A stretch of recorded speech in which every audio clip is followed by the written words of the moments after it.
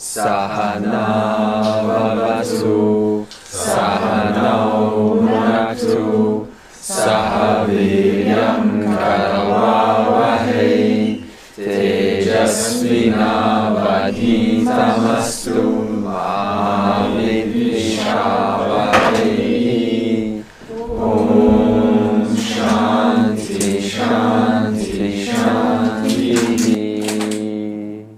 Before we go into chapter 10, Vibhuti Yoga of the Gita, we will have one last chance to have a description of certain words, of certain terms, because I won't be repeating them again. So you need to write this down just in case some things may be missed, because I need us to be on the same page, and the only way that's possible is by having, first of all, what the definitions mean. Otherwise, we don't want to be here for the whole session going, but what does this mean? Okay? So in chapter 7 and 9, Krishna taught us about the nature of Ishwara. And the nature of Ishwara, he said, has two natures, two aspects. Apara prakriti and para prakriti. Apara prakriti, we said, is inert, or it's matter. Okay, it's with the gunas. And para prakriti is consciousness. When we say consciousness, we're speaking atma. When we say atma, atma means self. Also, apara prakriti, when we say matter, that includes all knowledge. Because all knowledge is still an object known to consciousness. Okay? So sarva jnanam, all knowledge, is still apara prakriti. And also remember, apara prakriti also means maya. They're synonymous words, because maya is three gunas, sattva, rajas, and tamas. And the three gunas are nothing but matter, nothing but objects. And objects are apara prakriti. Therefore, when I say apara prakriti, I'm talking about maya. When I say maya, I'm talking about three gunas, which are sattva, rajas, tamas. And these three gunas are what creates this entire universe as we know it. So this means, if Ishwara consists of these two natures, apara and para, that is the lower and the higher, and Ishwara is the Jagat Karanam. Jagat means world. When I say world, I'm talking about the known and the unknown world. Not just what you see, but also things that are in potential, yet to come. So Ishwara is the Jagat Karanam. So this whole world that we're experiencing is because of Ishwara being a Jagat Karanam. So if Ishwara consists of two natures, then this entire world is apara prakriti and para prakriti. Matter and consciousness always together. So now, first question. We often say that things are inert. Quiz question. Are things really inert? Rock. Is a rock really inert? Tell me why. Changes. Okay.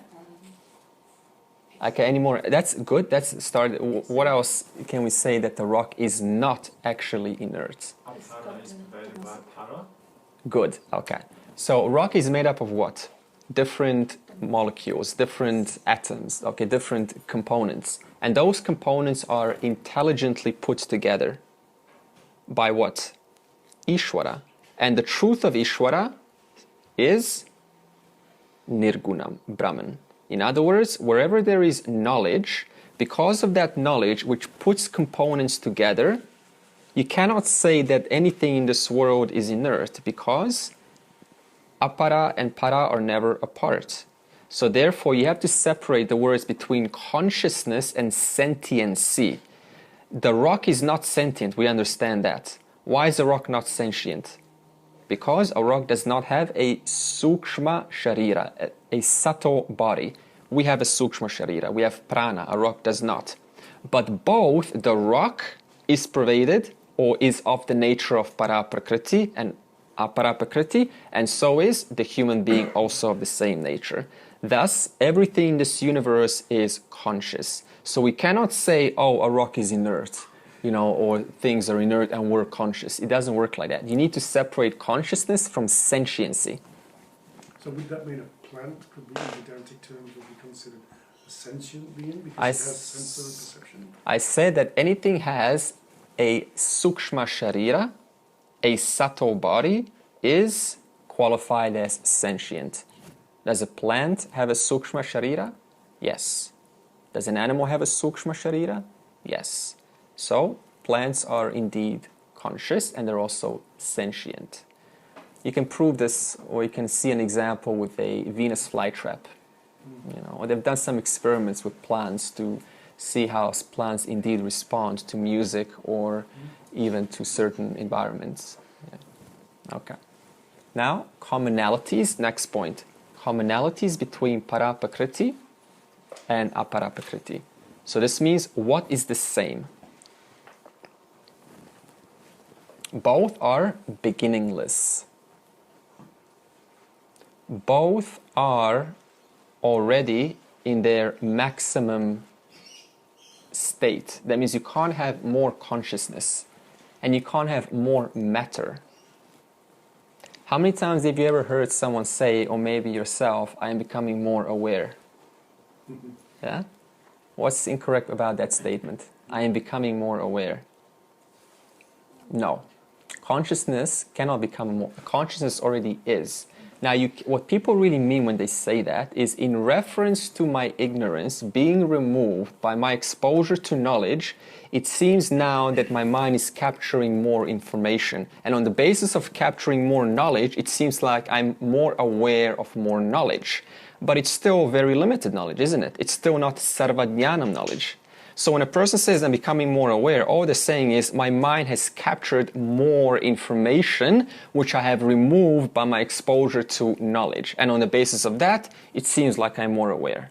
Okay? So once again, the language is important, not to mix up these terms that just sort of go into our conversations and trick us to speak like this. So both are uncreated and both are beginningless. In other words, what is Ishwara? Ishwara is beginningless, uncreated consciousness, matter, unit or unity.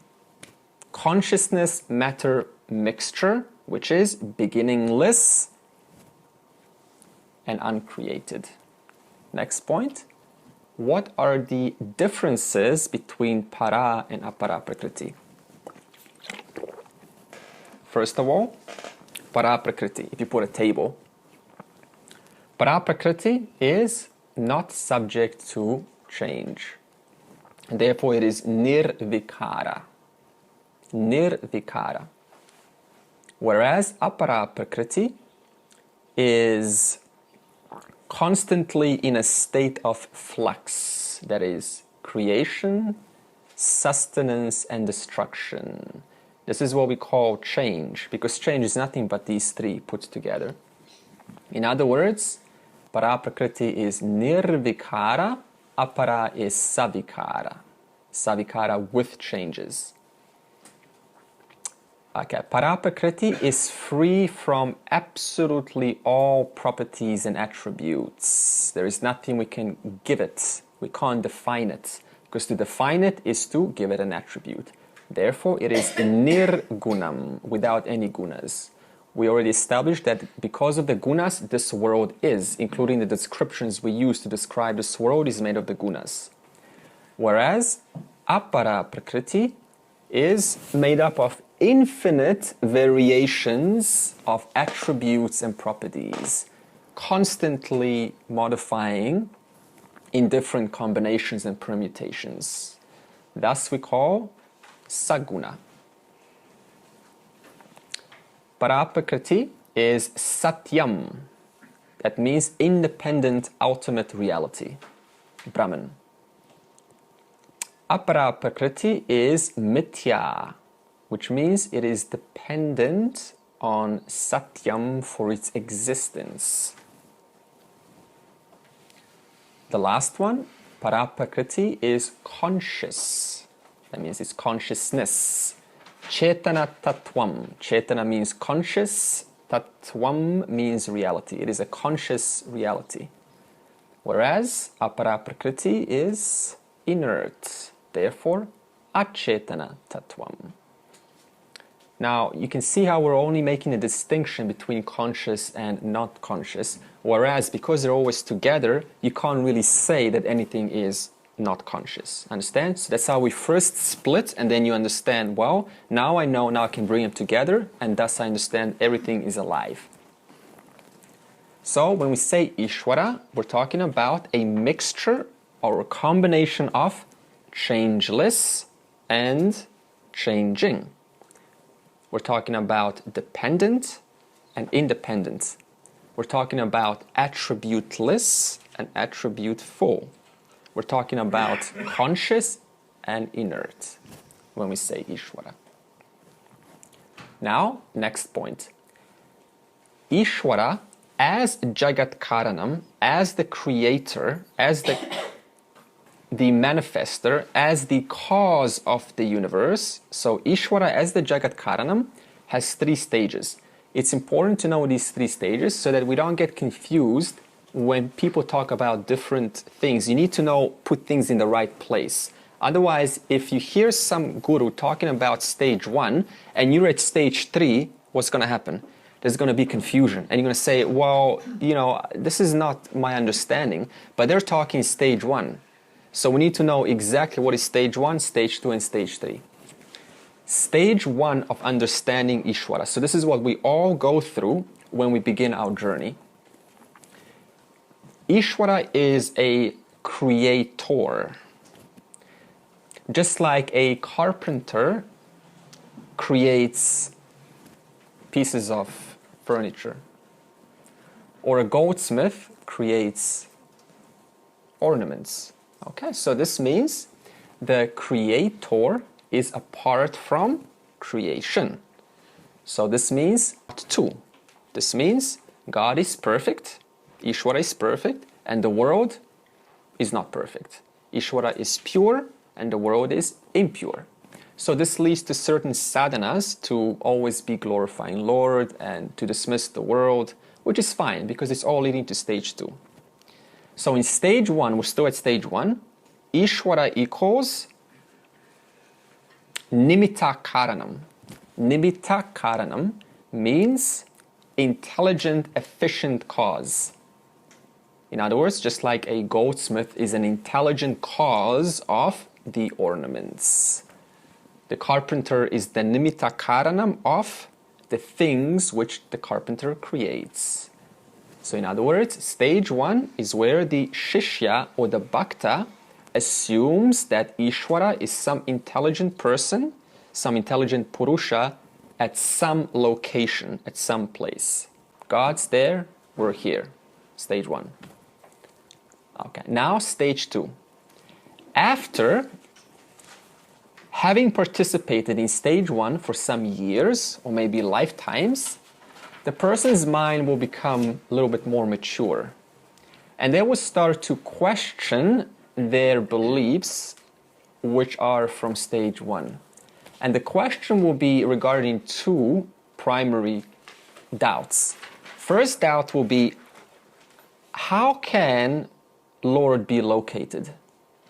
And if he is located, where exactly is he?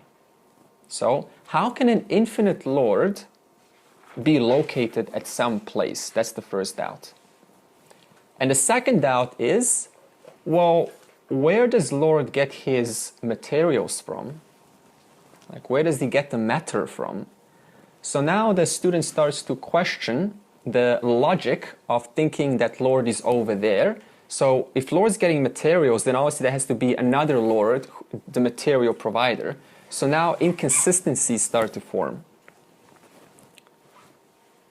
So in this stage, Ishwara is no longer the creator, but the universe or the Jagat is a manifestation of Ishwara. In other words, Ishwara manifests as the universe.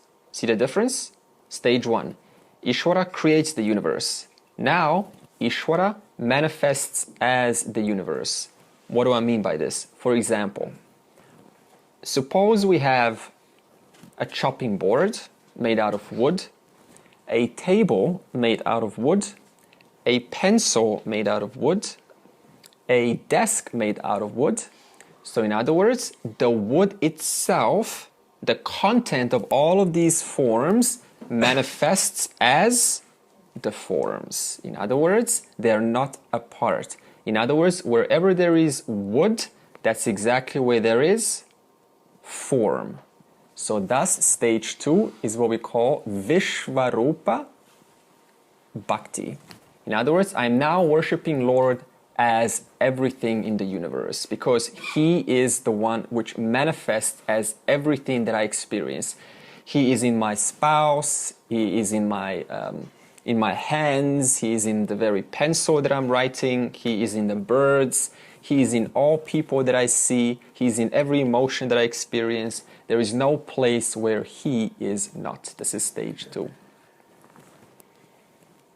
Another example is, you've seen people worship the sun. There's a meaning for this.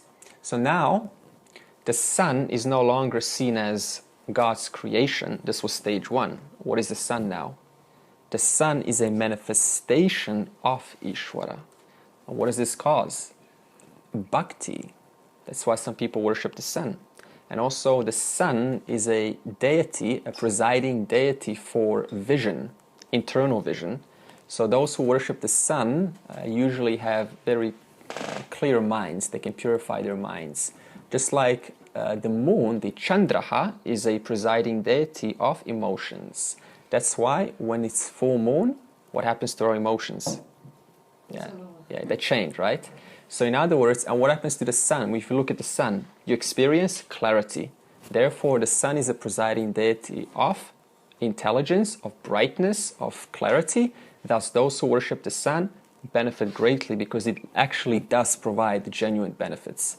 And those who worship the moon or meditate upon the moon are the ones who are most likely more emotional types, so thus they are looking for emotional stability by meditating upon the moon.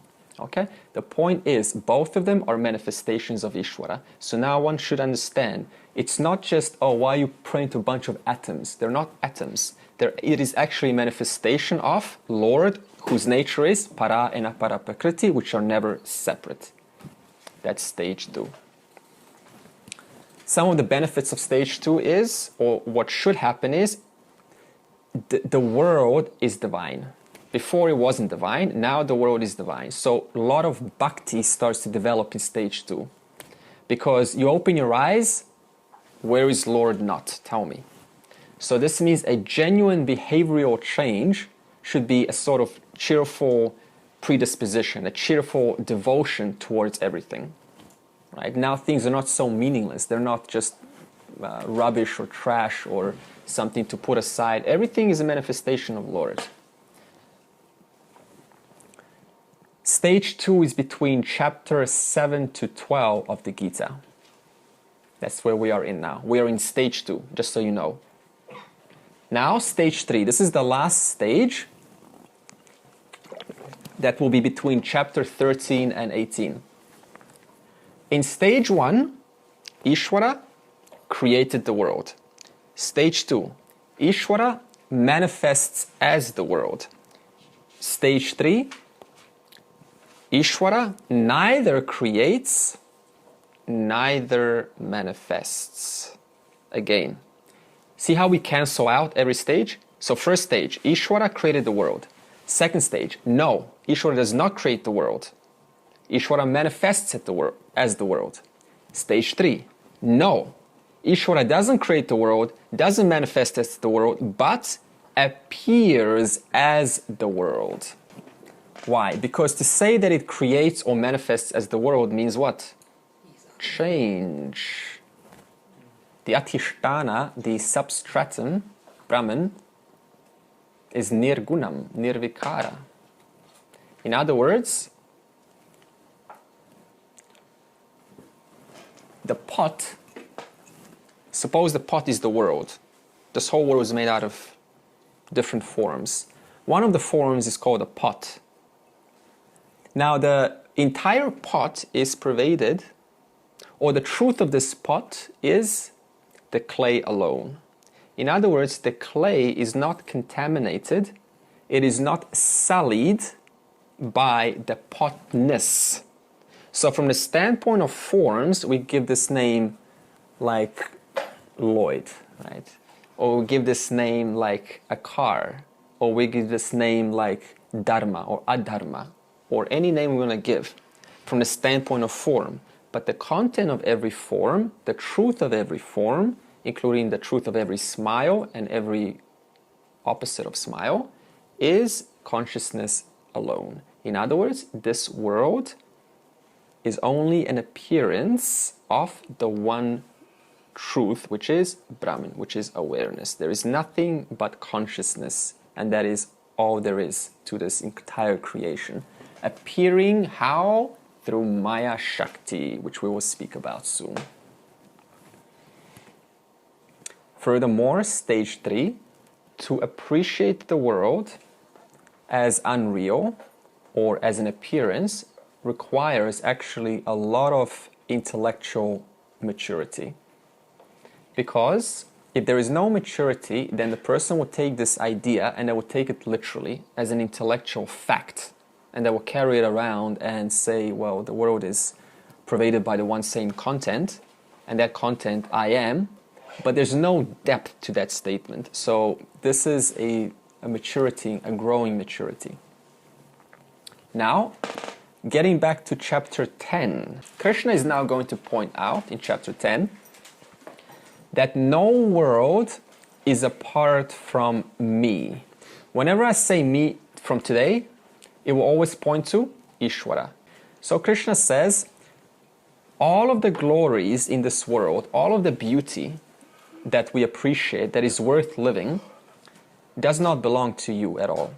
Nothing here is yours. You have not accomplished anything. You have not lost nor gained anything. And whatever you think that you have ever gotten, it belongs to me alone. Because I am the truth of this universe. So that's the first point he's going to say. In other words, even the jiva, the person, the body-mind who gets something, is made up of para and apara prakriti. In other words, the jiva's accomplishments entirely depend on the 5 elements or matter. So therefore, we did not create the matter or the 5 elements. Therefore, we cannot take ownership of anything that we have. This is a very important point because it's going to remove, sooner or later, if it's well ascertained, any inferiority or superiority complexes. They always come out of what?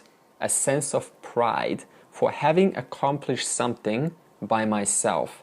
And in reality, so many variables took place to actually make something possible, thus to me to claim and say, yes, I won.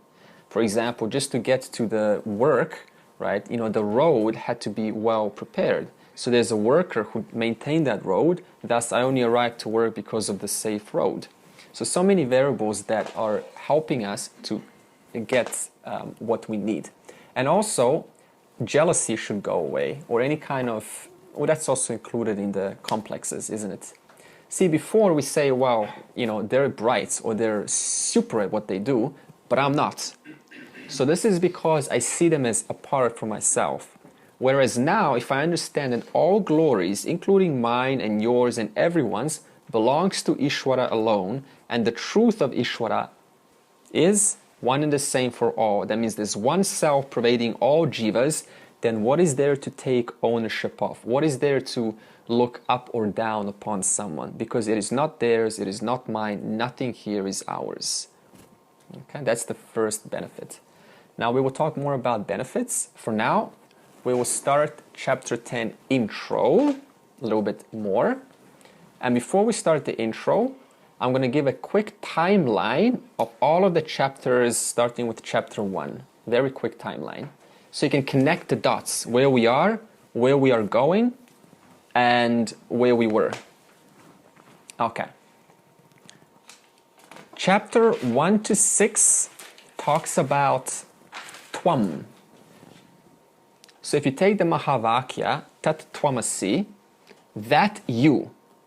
So what is the definition of you?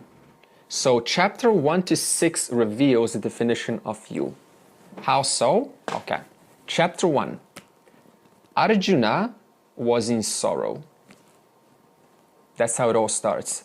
A person is in sorrow, right? This is all a common condition that all jivas share at one point or another. Chapter 2. After sorrow, what do? We look for a solution. That's the commonality for all people. In other words, in chapter 2, Arjuna finds a teacher called Krishna and surrenders to Krishna as the teacher. Krishna represents Ishwara.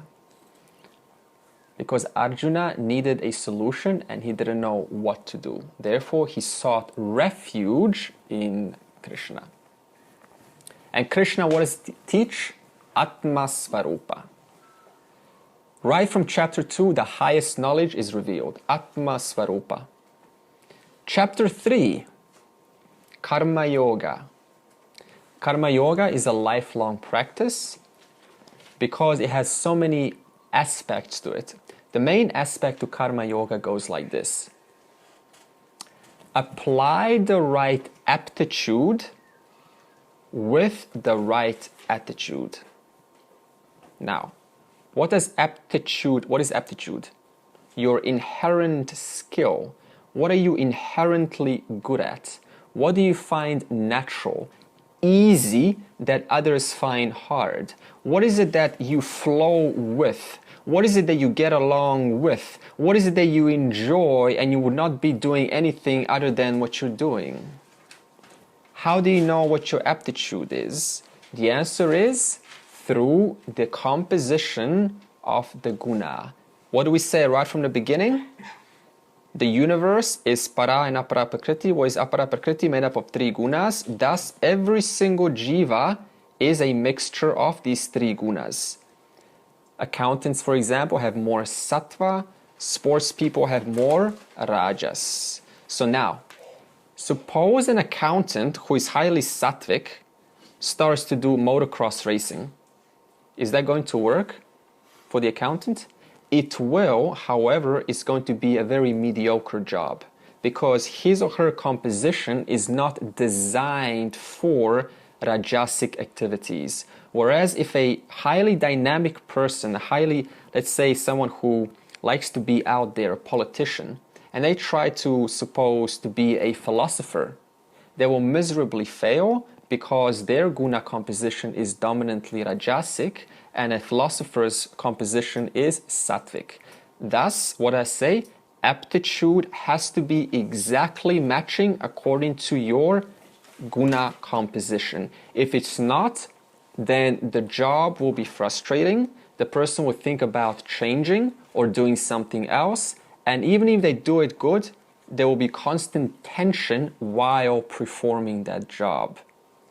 Second is, besides aptitude, right attitude. What is right attitude?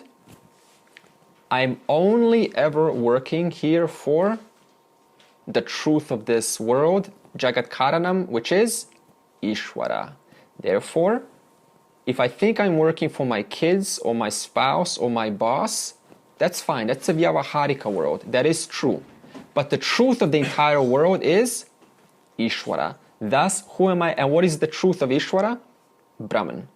And are you apart from Brahman? No. Thus, who are you ever working for here? Yourself. Therefore, the right attitude is, I'm only ever working for Ishwara. This has to be kept in mind. Otherwise, all actions, even with the right aptitude, will go to waste. Therefore, Karma Yoga equals right aptitude plus right attitude. If you can find these two, life will be magnificent. So this is the secret to life, the secret to consistent ease, consistent flow is to, number one, stay with that which you're inherently natural with. You find it easy, and while doing it, attitude of devotion to Bhagavan. chapter 4, Krishna said that Atma is akarta. Akarta means not a doer.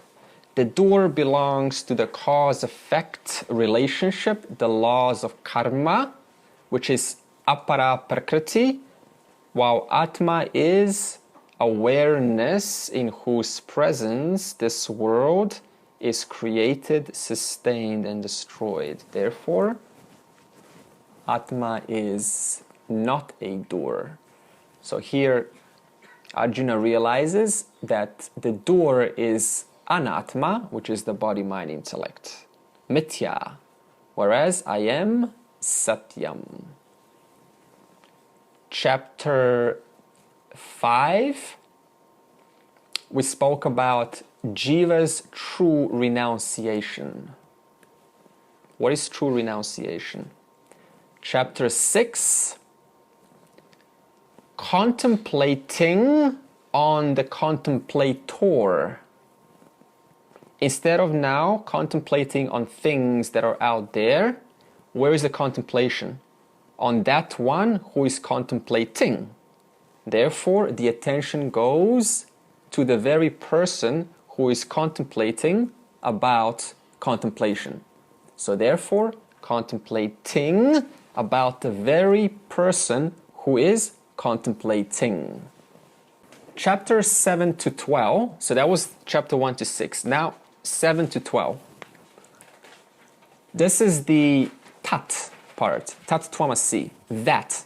What is that referring to? This is referring to the nature of Ishwara and the glories of Ishwara. So chapter 7 to 12, chapter 10 is exclusively all about glories of Ishwara. In other words, Bhagavan is to be contemplated, to be meditated upon, to be recognized in and through all our activities, all of our transactions with the world, in all things. Why? Because Bhagavan alone is the truth of the universe. In other words, the only Purusha here that is truly famous and that is truly beautiful is Bhagavan. You don't have a beautiful wife or a beautiful husband, by the way. Empirically, yes, there is beauty, but you have to understand that beauty only belongs to Bhagavan. That's what I mean. Shri Bhagavan Uvacha Bhuya Eva Mahabaho Shrnu Me Paramam Vachaha Yate Ham Priyamanaya Vakshyami Hitakamyaya. Sri Bhagavan said, "Indeed, Arjuna, the mighty armed, for your benefit, listen again to my words revealing the limitless, which I will tell you, who is pleased by my words." Arjuna hasn't asked any questions here, so Krishna is taking an opportunity to speak about his glories. And there is a reason for this, because Arjuna, number one, is a perfect student, you would call him. So in other words, Arjuna is willing to listen. And Krishna is saying, the reason why I'm going to repeat myself is because you're highly inquisitive. And those who are inquisitive inspire the Acharya to keep speaking. In other words, chapter 1, when Arjuna was in sorrow, what did he do? He sought help. And that's why Krishna is speaking, because Arjuna is willing to listen and seek for help. Therefore, Krishna feels compelled to continue speaking. Who is Arjuna consulting? Krishna, which symbolizes Ishwara. Therefore, who is Arjuna consulting? That one who is a creator, sustainer, and destroyer of this world. Why consult someone who is not? In other words, imagine that you are at a certain, like a puzzle, like a mind maze, right? Why try to figure it out yourself when you can just ask the creator of that maze how to get through? In other words, Arjuna goes straight to the source, through the Shastra, of course, and asks, how do I navigate this field of action? That's what we call the world, because all we do in this world is act. bhuyaha eva shrnume vachaha. Listen to my words, to my supreme words again, because I will tell you the truth of Ishwara and I will tell you my glories. Now, why does he say supreme words? I mean, words are words. Because these words, which I will share, are pramana. Pramana means means of knowledge. Means of knowledge for what? To understand what is the nature of this world, which will lead to liberation. Okay, then, yat te aham priyamanaya vakshyami hitakamyaya. Who are pleased with my words, I will tell. Obviously there's a in the brackets. You who are pleased with my words, I will tell. Tell what? Before we speak about what, why is Arjuna pleased with Krishna's words? I mean, he was only a few hours ago despondent, right? He didn't know what to do, how to act in chapter 1. And now only a few chapters later, a few hours later, he is pleased with Krishna's words. So what does this imply? That everything's making sense so far. Arjuna is keeping track. He's coming back to the classes. In fact, in that case, it's just one little chariot. He's not really going in and out. However, because he is pleased with Krishna's words, that is why Krishna is willing to reveal this knowledge. That's how it works, the Guru Shishya Parampara. If the Shishya is not pleased, there is no teacher. So it has to be that's why we say Sahana Vavatu. Let this knowledge take place for both. Let there not be any quarreling between the teacher and the student. Hitakamyaya, for your benefit, in other words, for Arjuna's benefit, I will tell this because it is for your well-being, because the truth, your truth and my truth are one. So obviously it is for your well-being because we're not separate. And also because by gaining this knowledge, you will understand the full depth of Tattvamasi.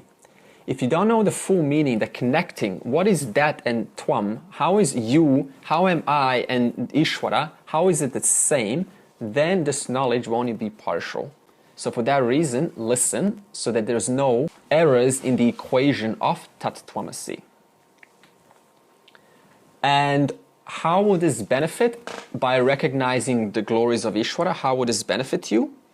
The biggest way is pride will be removed.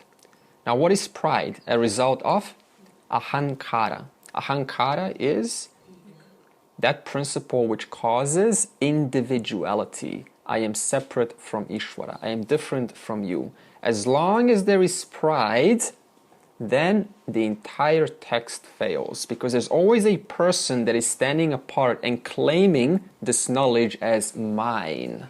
So this pride has to be diminished.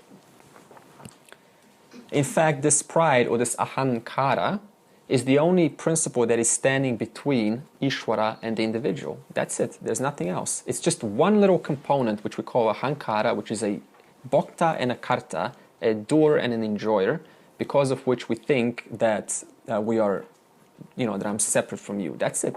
So this has to be diminished. And it's very hard. Why? Because the ahankara is so sophisticated that it will even take pride of shastric knowledge.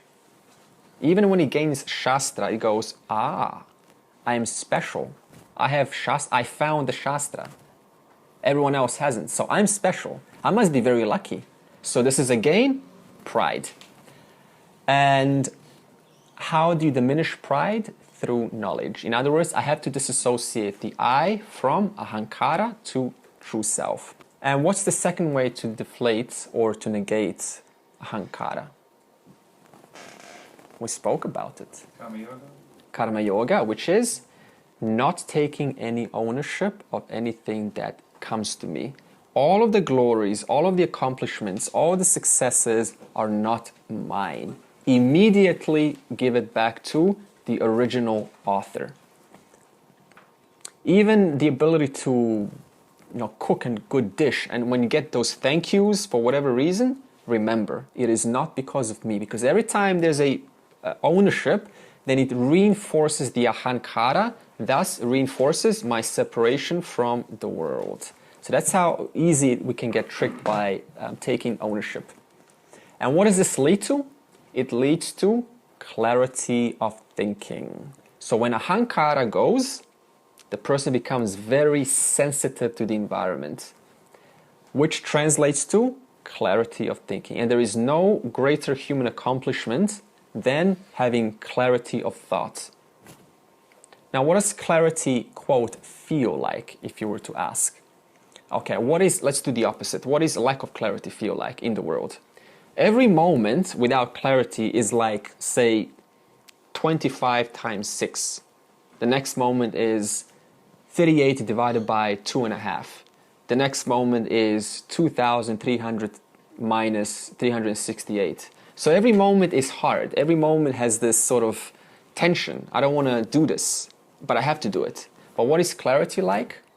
1 plus 1, 1 plus 1, 1 plus 1, 1 plus 1, 1 plus 1. In other words, everything that one does with clarity is easy, is effortless. They find themselves at the right time, at the right place. They don't complain. It is clear. They know what to do. And they feel like, I'm supposed to be here. And I will not be anywhere else. So that's what clarity of thinking is like. Every moment is easy. It feels natural. And lastly, the benefit, the major one is, as I said, psychological complexes go away. So the source of all psychological complexes is the fact that the ahankara is still alive. It's still trying to hold on. So even if the person says, well, you know, I feel shy, then what's being fixed? The ahankara. But the ahankara is the very problem for shyness. So in other words, one has to devote that also to Ishwara, because the shyness or the confidence or whatever it is also not mine. So this means constantly offloading to the original author, not holding anything because it doesn't belong to me. Krishna is going to speak about his glories. Why should I listen to Bhagavan speak about glories? Why should I not listen to rather a pandit or a jnani or a rishi? Why should I listen directly to Bhagavan and not a liberated person, not even a rishi? Because even that knowledge comes from Bhagavan. Exactly. In other words, the highest truth is Ishwara. And Ishwara is the cause of the entire universe. Therefore, everything comes after, if you want to put an after a timeline to it. So therefore, Ishwara is all knowledge. And out of all knowledge, Devas, Rishis, Maharishis, Jnanis are born. Therefore, the true source of all knowledge is Ishwara alone. Therefore, nobody is more qualified to speak about Ishwara's glories than Ishwara himself. So in the next verse, Bhagavan is going to say why I am qualified to speak about the glories. Name viduh suraganaha prabhavam namaharshayaha aham adirhi devanam maharshinam cha sarvashaha. The whole host of gods do not know my glory of coming into being as this world, nor do the sages, because I am the cause of all the gods and sages. So he says, Me prabhavam na viduhu. So my glories, my Shakti, my powers, or how this world came about, they do not know. Or they do not totally know. They do know partially, but not totally. Now who is this they? Suraganaha. All devas in existence. Devas are the presiding deities that coordinate and run this universe. For example, you got the devata of the sun. We got the devata of the one who brings a smile to someone's face. A devata of the wind. A devata of fire. All of these are devatas. We're not going to get into devatas. That's going to be tattva bodha. They may know my nature as Paramatma, or they may know their own nature as Paramatma, as Brahman, but they do not know my glories. They don't know all of my glories, because I am the sole supreme cause of this entire universe. Thus they do not know. For example, even Brahmaji, who is the creator. So when Ishwara plays the role of creator, we call that Brahmaji. Even when Brahmaji creates this world, what does Brahmaji know about? The glories of creation. Does Brahmaji know about the glories of sustenance, of Vishnu? No. Does Vishnu know about the glories of Shiva, the destroyer? No. In other words, they only know their own particular glories. They do not know all of the glories of everyone. In the same way, a jiva only knows about the glories of their own little life. They don't know about the glories of the entire universe, let alone, I don't know your glories, you don't know my glories. So, but Ishwara is that one who not only knows every one of our glories, okay, or glories which have been done through this instrument, which also belongs to Ishwara, but also all of the Devas' glories, which also belongs to Ishwara. Mahan cha asau rishihi. Even the Maharishis, the great sages, do not know my glories. Now we're talking about all of the sages that we revere. Anyone you can think of does not know my glories, because they also are because of me alone. I am their ultimate cause. So in other words, what Krishna is saying, the Rishi or the Maharishi does know indeed that all of these mithya forms, mithya names and forms all resolve into Satyam, all resolve into Brahman. That is for sure, because that's what a liberated person understands fully. For example, the wooden desk, the wooden chair, the wooden tiles, the wooden chopping board all resolve into the one same content, because of which these forms exist. But what they do not know, all of the mithya details. I have no clue how the sun works. And even if we do find out, and you say that the sun is hydrogen and nitrogen, then I still don't know the composition, the ratio of those gases which make the sun work. In other words, all of us are limited in knowledge, and Ishwara alone is Sarva Jnanam. Why we are limited, we will talk about soon. In the same way, all of the Maharishis are limited in their knowledge. Therefore, they do not have access to all knowledge. That was the Maharishi. Now Ishwara. Ishwara also knows about his nature or own nature as Brahman, just like a Maharishi does, so that's the same. But what does Ishwara also know about? All of the Mithya Jagat details. Because Ishwara is the ultimate cause. So that's the difference, understand? Maharishi knows oneself as Paramatma, but doesn't know about Mithya details. The car breaks down, they still call the repairman to fix the spark plugs. But if that was Ishwara, no problems. We'll know which spark plug is the problem. Ishwara has all of the apara prakriti details, whereas we don't. We only know about a very small specialized area that we deal with in life, but we don't even know the depth of that area. Aham adihi hi devanam marshinam cha sarvashaha. They do not know my glories because I am the ultimate cause, including the cause of the Devas and the Maharishis. Well, suppose that a mom tells a child about the experience of giving birth. Is a child ever going to understand that? No. Why not? Who came first? The mom. In other words, the mom can do her best to describe as accurately as possible what it's like to give birth to creation, right? For creation to arise. And she can speak for days and days. But the child is only going to get partial knowledge. Why? Because we have a problem of language. Words themselves are going to limit what I hear, and also my experience, my vasanas, my samskaras are going to distort what I receive.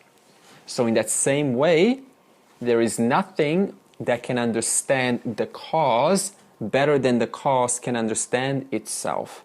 For this reason, effect can never understand or fully understand the cause. Clear? For that reason, Ishwara alone, in this case Krishna, is qualified to speak about his glories.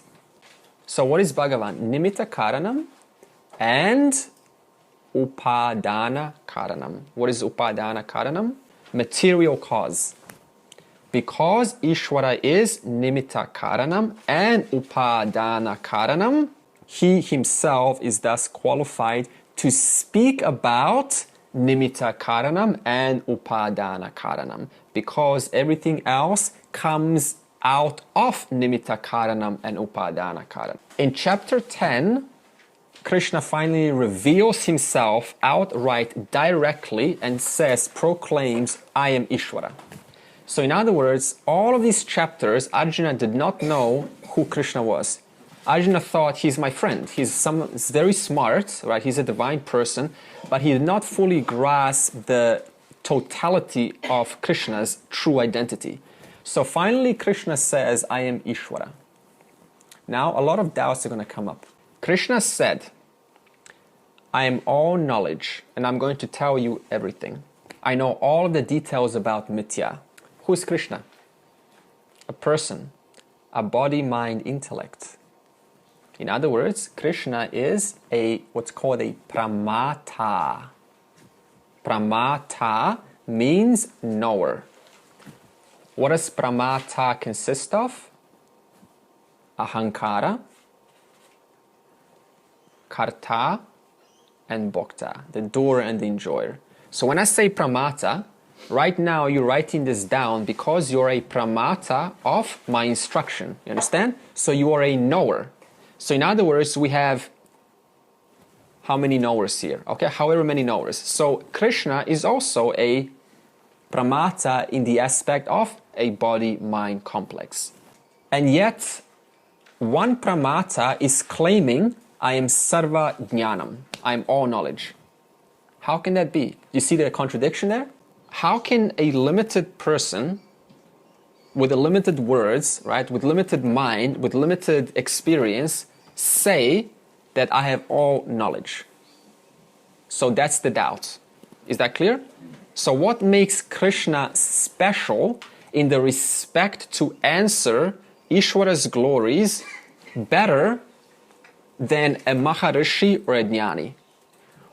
How are they different? What's the difference between Krishna and what's the difference between a Maharishi or a Jnani?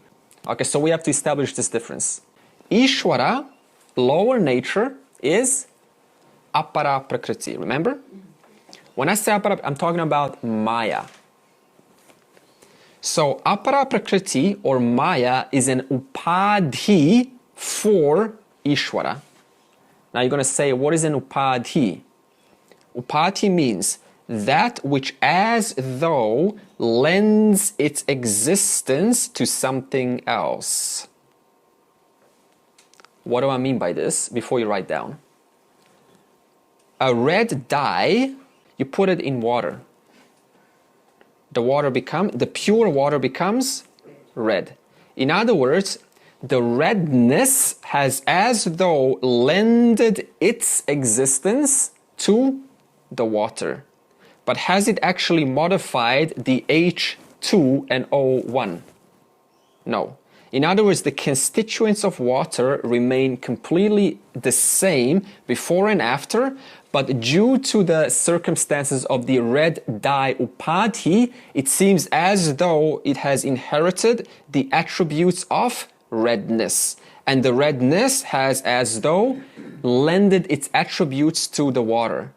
But it hasn't actually, because the water is still H2O. That's why we say as though, because it's not actually contaminated the water. Maya or apara prakriti is an upadhi of Ishwara. So you can now compare apara prakriti or Maya to the red dye. And Ishwara is pure consciousness. So Maya as though, now what is Maya made of? Three gunas, which create this entire world. As though lends its attributes to Ishwara. So Ishwara remains like that water, pure, uncontaminated. Now, next question. What are the features of Maya? Two attributes of Maya. First, sarva jnanam, all knowledge. That means there's no knowledge outside of total knowledge because it is the total.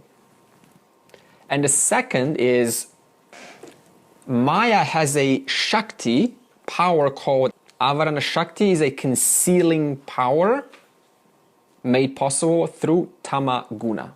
Now, Avarana Shakti does not apply to Ishwara. However, from the aspect of the Jiva, Avarana Shakti does what? Makes Jivas limited in knowledge. Does anyone here know everything about everything? No way. And even if someone says, I know everything, in fact, I saw a person who wants to be a millionaire, he was absolutely on fire, right? He got up to $25,000, and it's like, man, you know everything. Like, no, he said, no, I know everything. That is until the next answer he got wrong. In other words, we only know everything in respect to our knowledge, but we still do not know everything, understand? Now, why do we not know everything? Because of Avarana Shakti. That's why the person is born ignorant, because they're under the influence of Maya's Avarana Shakti. Therefore, what becomes a problem for the Jiva, which is Avarana Shakti, is actually a glory for Ishwara. Now, why is Maya a glory for Ishwara? What's the first attribute of Maya? Sarva Jnanam, all knowledge. So Ishwara's glory is Maya because Maya gives all knowledge access to Ishwara.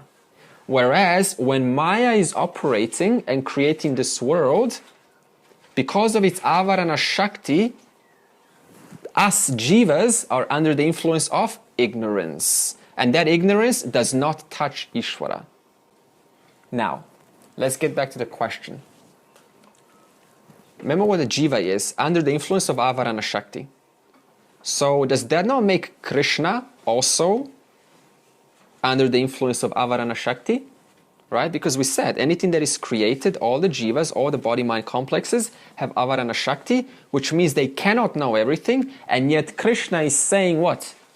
I know everything. So this is the difference when an avatara comes in. The difference between an avatara and a jnani is an avatara is born out of Ishwara's Maya Upadhi and not Jiva's Avidya Upadhi.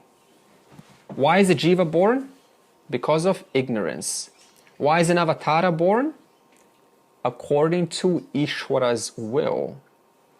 Now, do we say that, remember what we said about Ishwara, not under the influence of Avarana Shakti? So whatever is born by the will of Ishwara, in that case is what we call an avatara. The one who has access to all knowledge for the sake of restoring, in this case, Dharma back on earth. Whereas a jnani or a maharishi, they were born ignorant and they had to then remove their ignorance. But they still, even after removing their ignorance, they still are ignorant of mithya details, whereas a Krishna is not ignorant of mithya details. Now your next question is going to be, how do you prove this? How do you prove that Krishna is an avatara who has access to all knowledge and a maharishi doesn't? Everything that Krishna is saying cannot be, first of all, known through any means of knowledge. In fact, several thousands of years later, we're still using this knowledge spoken by Krishna. In fact, Krishna is just speaking from the Upanishads, but the Upanishads is Ishwara's knowledge. So wherever Krishna is speaking, he's speaking Upanishads. And Upanishads is the very knowledge which restores our inherent nature back to its glory, which is I am the self. In other words, how is Krishna an avatara? How does he know everything? Because he's saying things that there is no way that a normal person can know. He's telling us things that even today we cannot know. Okay, because whatever Krishna is saying comes from the Upanishads. And the Upanishads are a beginningless text which through their assimilation leads to liberation. So in other words, today we're still using what? Krishna's knowledge to free ourselves from samsara. Was Vyasa a jnani or an avatar? Does anyone know whether Vyasa is an avatara? Vyasa is a sage. Vyasa. Through him came this knowledge. So a sage is an instrument for Ishwara's knowledge. Yeah. Bhagavan is going to describe himself as the one who is causeless. That means nothing caused, Bhagavan. Yo mamajam anadim cha veti lokamaheshwaram asamudhasamartyeshu sarvapapaih pramuchyate. The one who knows me is unborn, not an effect, beginningless, not a cause, and the limitless Lord of the world. He among the mortals, being no longer deluded, is released from all papas. Because I am the cause of everything, I am not caused. To be the cause of everything, you can't be caused by something else. In other words, I am the ultimate uncaused caused. Nothing caused me. For that reason, because nothing caused me, I am unborn. Because whatever is caused is what? It's born. A baby is caused by what? But the mother. Therefore, the baby is caused.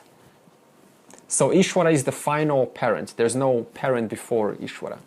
That's what it's saying. And I am Anadi, Anadim. I am beginningless. In other words, I never started. When I say I, I'm talking about you. Because remember, the truth of this universe is one, Brahman. So you never started. I'm not caused by anything, therefore I am not an effect of anything. And this world is an effect of me. Because this world comes out of, or is a product of, nimitta karanam and upadana karanam. I am not influenced, or I am free of the three states.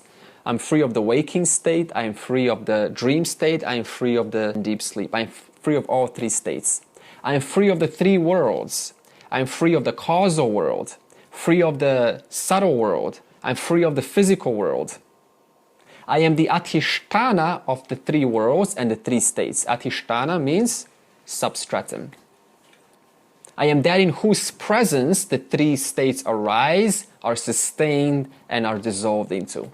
My name is Turiya. Turiya means the fourth. We're not talking about the fourth state, we're just talking about in respect to the three, there is a fourth principle, which is that which pervades the three. Asammudha, who is free from delusion? That means who is the one that is liberated? The one who recognizes that Bhagavan is the truth of everything. That means there's nothing that a person can think that is excluded out of this statement. If you say, what about that included? Right. So what does a liberated person do? Understands that Bhagavan is the truth of everything. Okay. Now what does an ignorant person do? How do they think? They turn omnipresent satyam into individual mithya nama rupa, into individual forms. In other words, I take omnipresence and I assign it to every single form in this world. For example, I am belongs to what? In reality belongs to paraprakriti, consciousness. I am, and then tall. Tall is what? Mithya. So now the person thinks, well, I am tall. This is the reality of who I am. My identity is tallness. In other words, the person then assigns different mithya nama rupa onto thyself, thus I become that. Now what kind of results does this have in real life? When we constantly attribute satyam to everything, it makes us put everything into a big deal. That's how the world is, isn't it? Everything's a big deal. The glass breaks, fuss. Right? One person horns, I get angry. Huh? One little quarreling, my whole world is now about feeling contracted. Right? So everything has a reality, and then we take a lot of account into individual aspects. Why? Because I have turned every single mithya detail into satyam. Saha martyeshu asammudhaha. The jnani is not considered any longer a mortal despite being amidst mortals. So suppose Lloyd is a jnani. We don't know if it doesn't really matter, but just hypothetically speaking. And then Kelsey, she thinks he's a normal person. Well, he is a normal person, but from the Vyavaharika standpoint. But the understanding that Lloyd has that I'm not this mortal body, Kelsey is never going to discover that. Nobody's ever going to know that. So from her standpoint, Lloyd is mortal. But from the truth of Lloyd is Brahman. And Brahman is Anadi, beginningless, Anantam, infinite, Nirguna, without attributes. So what is there to die? If you don't have any attributes, there's no death. So nobody's ever going to know that what Lloyd truly has understood. Okay, now why does a jnani, why is he immortal? A little bit more details. It says, Sarva papaihi. In other words, I'm free from all papa. Why am I free from all demerits, from all sins that I have done in my life? Take account that word I. Why am I, what does the I refer to? Satyam, which is the truth of this whole world. Why am I free of all the papa and the punya? So in other words, the I has shifted from the karta, what's the karta? The body, mind, intellect, to akarta. And what's akarta? Satchit Ananda, Brahman. Because awareness cannot do. Doing only arises in the presence of awareness, but awareness itself is not an actor. It doesn't do anything. In fact, the only way I can validate do-ness or my actions is because of the one unmoving, the one ever-present, one unchanging awareness. Just like you can only tell about all of the changes in the train is because of the static environment. That's how you can say everything's moving. In reference to something that is not moving, the train is moving. In reference to the non-moving sun, the earth is moving. Therefore, in reference to the unmoving, unchanging, all-pervading consciousness, which is your nature, I constantly validate all of my actions. He or she is free from all papa karma. There are two types of papa karma. Now we're going to a little bit more practical. I told you a lot of technical details, now practical. The first papa karma, what is papa karma? Anything that is uncool, anything that is not nice, anything that hurts, anything that is opposite of meritorious. The first one is deliberate. I'm intentionally going to make someone slip by putting a banana peel so that I can win over the girlfriend and not him, for example. So this is massive papa. Too many Hindi films. The thing is, a banana peel is actually not slippery. The second is, it is out of uncaring, neglect. This is the most common one. It's indifference or lack of care. For example, an employer tells an employee, hey, clean the floor, right? And the employee cleans the floor. And also dry the floor because the customers may slip. And the employee does a sloppy job. And then someone slips on the floor. Now, the employee intentionally wished that? No. That happened why? Because the employee is lazy. The employee is sloppy. So the employee hasn't done a proper job. So this is papa number 2. It's not intentional. It is careless. It is unintentional. However, it is still because of lack of attention, lack of my full investment into what needs to be attended. So then the employer says, someone could have died. And the employee says, oh, it's my mistake, I'm sorry. The truth is, we don't care that it's your mistake because as a human being, one is expected to be alert every moment. That's the privilege of a human being. In other words, something like that is not an excuse. Otherwise, we can just say all our lives, oh, I'm sorry, it's my mistake. So we need to be completely alert and aware as much as we can in every single situation. Because saying sorry, the fact is someone fell. But I could have prevented that by putting my full focus and doing the job properly. Therefore, there is no excuse, number one, to perform unintentional papa karma because I was busy, or because I didn't have time, or because I had better things to do. No, the point is everything is Ishwara, remember? So therefore there is no better situation than the situation I am expected to attend, even if it's something as ordinary as sweeping a floor. The fact is, Ishwara forms called jivas are walking on that floor. If they get hurt, it is definitely my fault. Therefore, I surely deserve papa karma in that case. So as a Vedantin, the second type will happen once in a while, but we need to start being very mindful about our actions, because there's no excuse to slack off and say, well, I'm just tired. Next week we will get into more practice. So now I've given you a lot of technical foundation, and next week we start about what are some of the specific glories that all human beings share. Because remember, this chapter is about appreciating, contemplating, recognizing Bhagavan in everything. Now that's a very general statement when I say that. So the next verse, 4 and 5, will tell us specifically how these glories are working in and through this instrument of the body-mind. So you can start to actually appreciate and go, wow, this is amazing. Without this, I would have never gotten to where I am today. The whole point is to be a full, open, loving, cheerful bhakta, because that's the essence of living this life. Sarve bhavantu sukhinaha, sarve santu niramaya, sarve bhadrani pashyantu, ma kaschid dukkha bhag bhavet.